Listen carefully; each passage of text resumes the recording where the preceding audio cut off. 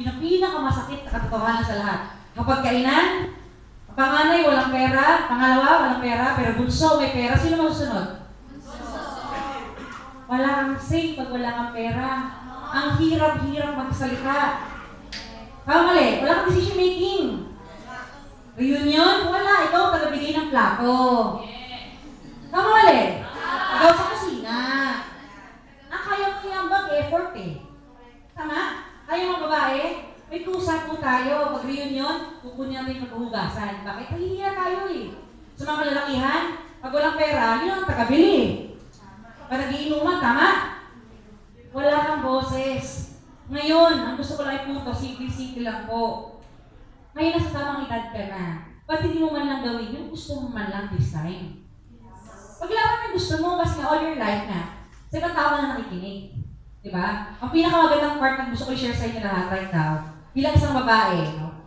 Yung asawa ko, top earner, kumikita ng 100,000 per week. Pero niya yan. Hindi ako hingi. Wala kong pero bibigyan niya ako, syempre. Ang gusto ko lang ipunto, at least meron siya, meron ako. Iba yung pakiramdam na gano'n. Meron siya sasakyan, may sasakyan din ako. Diba? Parang pag nag-away, kala mo pelikula talaga. O sige, sa Paris ako naman sa Nigeria. Diba? Kapag walang pera, red horse lang. Diba? And last but not the least po, akala ng karamihan puro pera-pera dito. Hindi po. Kasi kung sakasakali ko, nanay ka, nakikinig ka sa akin right now, nanay ka, ang pinakamagandang i-share ko sa inyo, kahit tatay ka, makinig ka na lang din, pinakamagandang i-share ko sa iyo right now, iingitin kita hindi sa pera, iingitin kita sa mga pagkakataon na kung saan. Yung 3 months old ko naging baby, kaya kong sigutin araw-araw yung mabaho niyang kamay. Kasi nga kumilibat. Alam mo yung maasim? Alam mo yung maasim na, alam mo yung mabaho, inaamoy mo pa. Alam mo yan, yung kaya mo magagagatin, kaya mo umuwi sa kanya araw-araw, talaga paligo, may rashes, kaya mo mamili ng sabon niya, latasin ba yan, o betadine ba yan, may soap, ano, paspire ba niya, yung flat ba, yung buo ba yan. Ang pinakamagandang part sa lahat dyan, hands-on kami sa mga anak namin. Kasi nga po, imagine mo, very crucial po yung first 10 years ng buhay ng mga anak natin. Yung kinakain nila, yung ngipin nila, etc. Imagine mo na lang po hindi pa sira ang ngipin ng mga anak namin right now, lumalabas na po yung panibagong ngipin. 5 years old na yun hindi marunong kumain ng halos ng karne. Halos niluluhan nila yung karne. Nabuhay sa gulay. Nabuhay sa carrots, nabuhay sa lettuce. Bakit? Iba. Pag hands-on. Saan tayo busy pag iba? May overtime si Mami. Para sa'yo naman doon lang huwag kang galala, babalik si Mami. Nakailang pangako ka na nabalik. Diba? At least ito 3 years lang na ginagawa namin ito. Kaya namin habulin.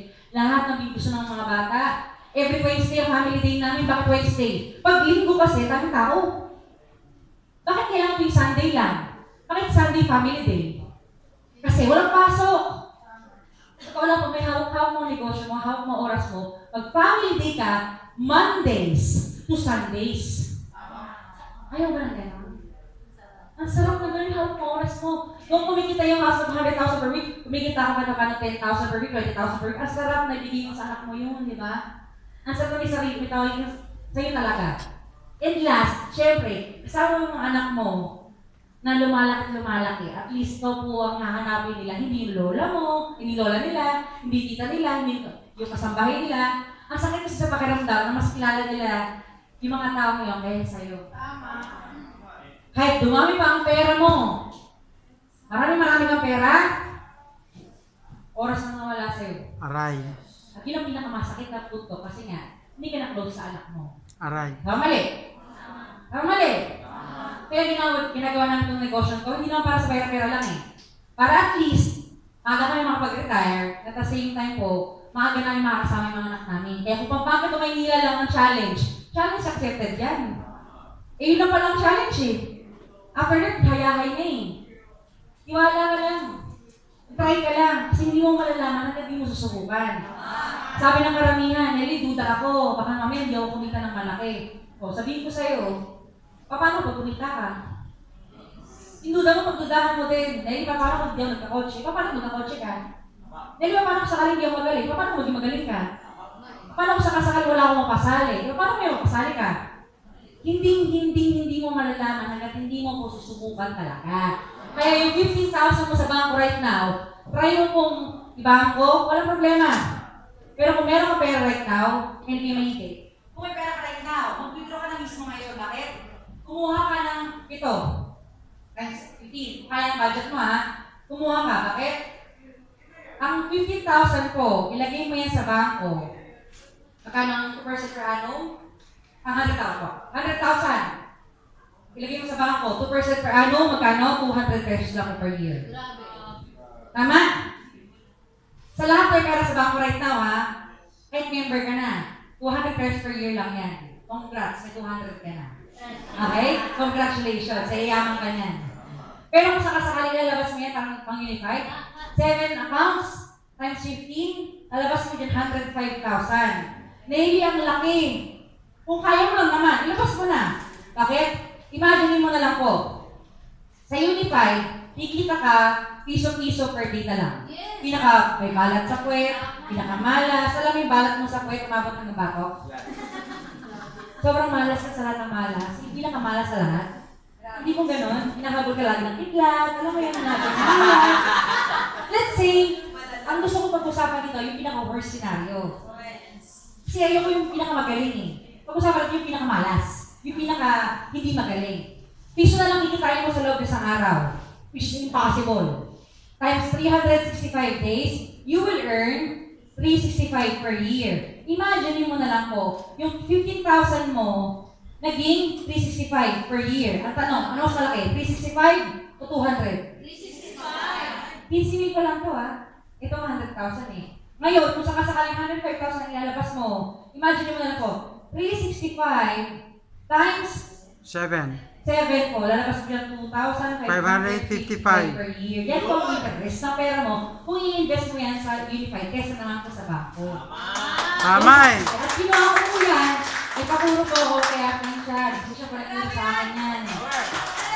Ang pinakamalapit, Nelly, hindi ko kaya yung 15,000, hindi ko kaya yung 100,000. Kasi malas ulit. Sabi ko po sa inyo, either way, pwede ka sumali next week, next month, next year, o next decade, pwede ka sumali next reincarnation kung gusto mo. Ano problema doon? Ang pinakapunto lang, simple, nauubos ba ang bilis mo? Hindi. Nauubos ba yung bayarin? Nauubos ba yung mga renta? Nauubos ba yung mga utang-utang? Hindi naman nauubos yan eh. 15,000 pa rin yan. Kala na karamihan ang problema to, pwede lang, ito pang solusyon sa matagalan ng problema. Yun siyang simple. Hindi kasi po pwede magbukas ang ulap o sabihin sa'yo, ito na po yung trigger sa loob. Hindi ganun yan. Lagi lang po gagamit ng ibang tao yan. Para tapitin ka at makita mo yung pinagpasal mo ng matagal na. Ang pinaka gusto ko sa lahat na sakasakali man na itry mo itong negosyo to, yung nga nag-invite sa'yo, ang hiling lang buhay mo yan, pasalamatan mo yan, talapakan mo yan. Kasi nga, kahit mo yung itsura niya. Grabe naman. Di mo may spelling yung itsura niya. Pero, nang dahil sa kanya, nagkaroon ka ng tsansa. Bakit? Kaya ko sinasabi sa nakakausap ko to. Kasi sabi ng karamihan, yung speaker lagi ang bida. Yung speaker lagi ang magaling. Yung speaker lagi ang convince ng tao. Yung speaker lagi ang madaling mabudol. Yung speaker lagi yung magaling mag-convince. Mapiyar ba? Ngayon, bago tayo umuwi, at gusto sana ako itanong sa inyo, para this time, ikaw naman po ang mabudol sa sarili mo. Yes. Okay lang kayo? Yes! This time, baguhin natin. Ikaw ang convince sa sarili mo. Ikaw magsilis sa sarili mo. Ikaw ang mag-umis ka mo sa sarili mo kung gusto mo. Walang problema. Para wala kasi sa sarili mamaya. Okay? Ang pinakatanong ko lang naman dito, kung ito po ang trabaho at ito po ang negosyo, given a chance, ano mas gusto mo? Ikaw po ang boss o may boss kang iba? Ang boss! May boss o walang boss? Walang boss! Given a chance, walang boss. Tama? 0-1. Score tayo. Dito may boss ka. Hindi pwedeng hindi. Hindi pwedeng wala. Dito ikaw po ang boss. Budulin mo sa sarili mo ha. Pangalawang tanong, ano mas gusto mo? Naka-uniform na civilian? Civilian! Uniform civilian? Civilian! 0-2. Bakit ito? Kailangan mag-uniform ka. Kung kailangan deadly shoes ang shoes mo nakapatulis, kung kailangan parang hindi nila nakalabaw yung buhok mo, gawin mo yun. Kung kinakailangan para kang clown sa kapal ng blushon mo, gawin mo yun. Uniform mo yun eh. Tama? Doon may pleasing personality, kailangan may height, etc. Dito, kahit unahan mo ka, Aray. alam mo yun, kahit na baka maganda, may hindi wala, kahit mo siya Sir Des, imagine nito po. Sa labas, Sir Des, tignan niyo po, naka-wheelchair, sa labas. Di ba kasa? Hindi wala. Ito, pahirap pag-judgmental, naging judgmental. Kaso nga lang, ang gusto ko pag-usapan yung practicality. Yes. Practicality! Natagawin kaya siya sa ibang kumpanya kung sakasakali? Hindi. Pero ang kagandahan sa Unified, na naman nasabog sa buhay, nangingin ka o wala, pwede ka dito. Yun ang Pangatlo, budulin mo yung sarili mo. Iskamin mo yung sarili mo. Pangatlo, ano mas gusto mo? May time out, boundary clock? O okay lang kahit late? Okay lang. Okay lang kahit late? Yes. Sigurado? Yes. Yes, siguro lagi yan. Ow. Ikaw 15 minutes late, alam mo na, may memo ka na. Tatlong beses mo yan, under probation ka na, pwede ka magkalang trabaho. Tama? Every minute counts talaga dyan. E bawas pa. Dito, malate ka man ng 3 araw, malate ka man ng 1 araw, malate ka man ng 1 buwan, wala kami pakialam sa'yo. Bakit? Negosyo mo yun. Tama?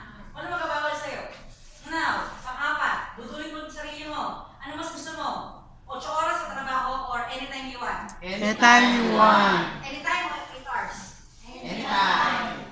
8 hours o 1 hour lang? 1 hour lang. O ngayon, dito bawal cutting. Pang high school lang yun. 04. Tandaan mo, ang may gusto, ikaw, hindi ako. Hindi speaker, hindi kumpanya. Reality check lang po ito. And last, pinakamalapit ang pagbubudol sa sarili mo na gagawin mo ngayong araw na to. Ano mas gusto mo? Kaysa na sa sauran o lingguhan? Lingguhan! Sigurado lingguhan? Yes! O arawan? Arawan! Dito, imagine mo, wala pang sahod, ubus na sahod mo. So makabilang kita ka na po. Tama? Dito po, arawan, dito lingguhan. Now, sabi mo, ito gusto mo, right? Sabi mo, ito gusto mo, right? Yes! And I humbly ask you, sa lahat ng nandito right now, if this is what you want, then why are you here? Sabi na, dahil wala kang choice. Pues, ngayong araw na to, binigyan ka namin ng choice. Ito nga po yung Unified. Okay, nakakipin na. Kung hindi mo nagustuhan yung Unified, kung hindi mo nagustuhan yung pag-share ng business, etc. Pero isa lang po, alam ko nagustuhan mo, gusto mo 2.7 million. Yes! Hindi ka araw-araw yung naalaman magkakakitaan. Hindi ka araw-araw may nag-aalok sa'yo ng income. So, huwag tayo maging choosy. Bakit? Ang pwede lang mag-decide dito na pwede magdalawang isip, yung mga tao marami ng 15,000. Pero kung wala kang 15,000 right now, mas kailangan siya grab. Kasi nga yun nga, 15,000 lang wala pa tayo. So, mas kailangan siya grab. Para next time, meron ka na talaga. Okay? Tsaka sabihin ko sa inyo, kung nga 31 years old, gagawa eh. Huwag mo pa kaya kayo. Nurse, may profession, wala kang alam sa mga business na to, wala kang alam dito. Hindi din yung pagos ngayon, no?